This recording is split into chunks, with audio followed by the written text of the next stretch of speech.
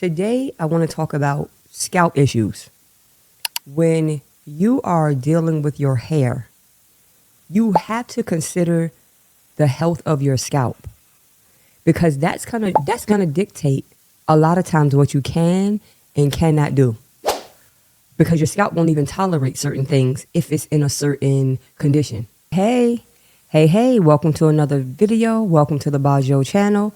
This is the home of self-care, beauty, wellness, and any and everything that'll help you to become the most empowered version of you. Today, I want to talk about scalp issues. When you are dealing with your hair, you have to consider the health of your scalp because that's gonna dictate a lot of times what you can and cannot do. Because your scalp won't even tolerate certain things if it's in a certain condition or if it's not in a certain condition.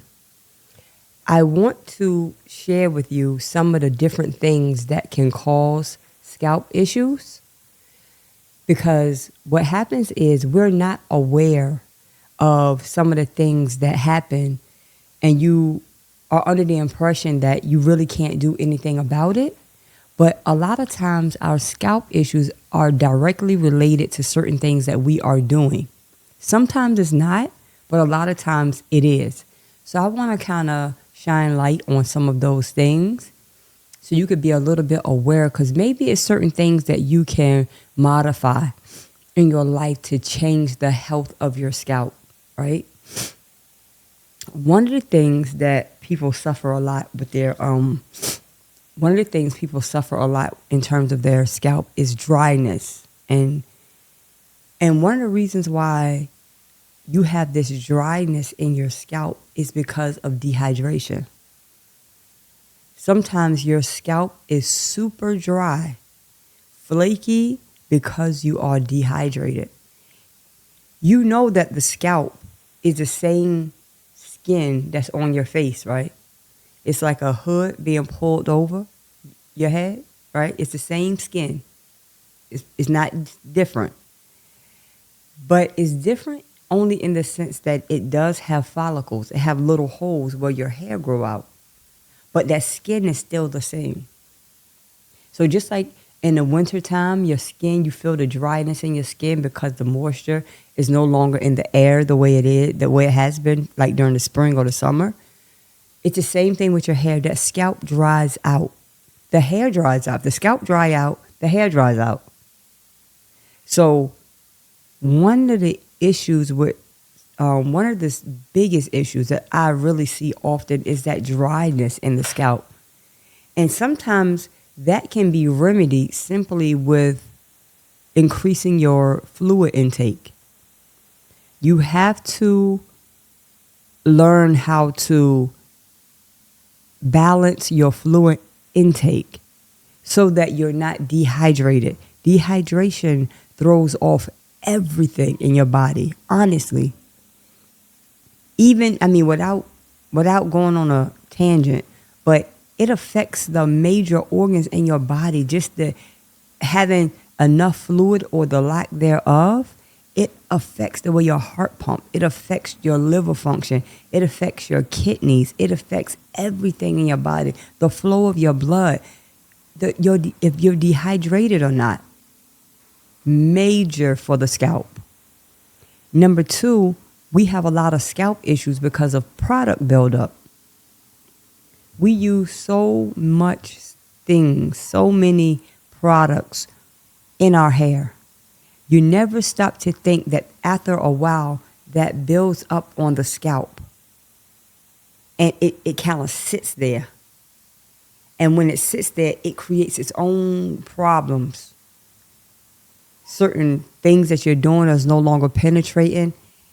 A lot of product buildup cannot just come off with one shampoo. You think, oh, I shampooed my hair, nothing is in my hair. No. Certain products, it lingers.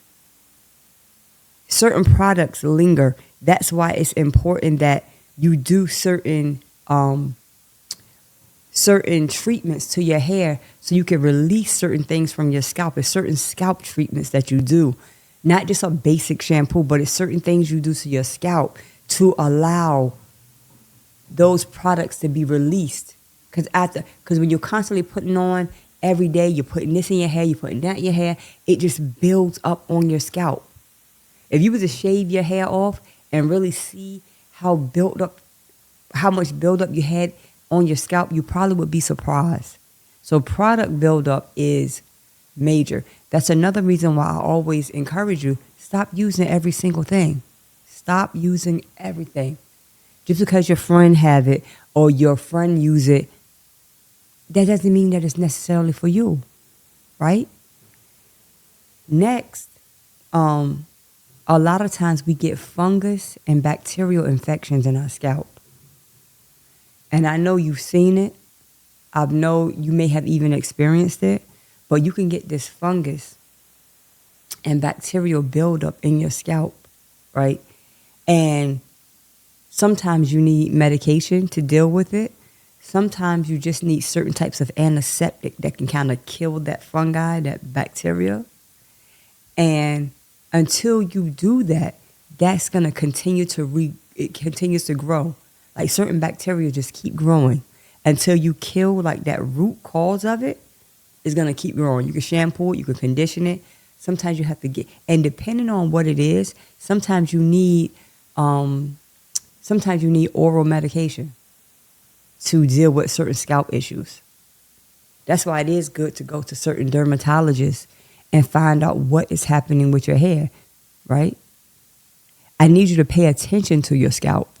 We style our hair, and it's like you avoid your scalp, and I don't understand. Like, the scalp is what's the foundation. Is holding. It's like that substratum of your hair. You need to pay attention to your scalp. You have to. Another issue that causes scalp issues is when we're going through health problems. Sometimes we have underlying health issues that we have to deal with, right? And we have certain issues that we have to deal with in our health, and it affects our scalp.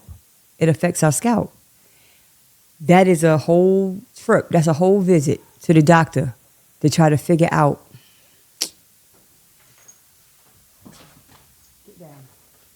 Get down. That's a visit to the doctor that you have to determine what's going on. You know, sometimes when it comes to our health, it's like we don't really link it to other things, right? We don't feel good. But it could be other stuff that's going on. It could be something super simple. Maybe you could just be having indigestion because of something small that might be, everything's like a ricochet effect. It's like one thing happened, another thing happened, and another thing happened, and next thing you know, it's on your scalp, right? So underlying health conditions affect our scalp as well, and we never really think about that. And last but not least, poor diet and nutritional deficiencies. When you are, and I don't even think I should belabor this, but I'm prone to do that because I'm passionate about nutrition and things of that nature, because I know that it affects your health so much. It affects your health. What you eat, what you put inside of your body is going to affect your scalp also. When you are deficient in iron, when you're deficient in magnesium or potassium or whatever it is that you are deficient in, it affects your scalp and it causes issues. Sometimes we just have to kind of pay attention more to what we're doing to ourselves. You know what I mean? What you eat affects every single thing. Everything. When I eat something that I know I shouldn't eat, I promise you I feel it almost immediately. Your body lets you know, like, I don't like that. I don't like it. And we have to be really, really tuned in to our body to know what we should and should not be doing anymore. After a while, right? After a while, you begin to sense, or you have to learn how to grow into a greater consciousness of what I'm putting in my body and what it does once it's inside of my body. All of those things, what you eat affects everything. But for the purpose of this conversation, that scalp, when you're lacking nutritional, when you're lacking in nutritional density for your health, for your body, it's going to affect your scalp. Whether you're dealing with psoriasis, whether you're dealing with dandruff, or like over sebaceous glands, like it's super oily and you can't, it's like everybody's body responds differently. But it will become a scalp issue that makes it even more difficult for you to style your hair, for you to maintain hairstyles. Sometimes people's scalp hurt. You can get inflammation in your scalp. Poor nutrition. And I feel like, especially as we get older, you have to kind of zone in to, what am I eating? What am I eating? What am I taking into my body? What is this? What am I doing to myself? So I thank you, for listening to me rant on about these scalp issues, but it's so important. It's like it's bigger than a scalp issue. Your scalp is just like an indication and let you know something is completely off. Something is off. And it's like we erase it and we just kind of dismiss it like it's not important, but it is very important. The health of your scalp is important. I like to say importante. It is importante to my Spanish community. It really is, though. Your scalp, it affects, and it's a very good indication of things that's going on with you, inside of you. I thank you so much for listening to this video. Your scalp health is so important.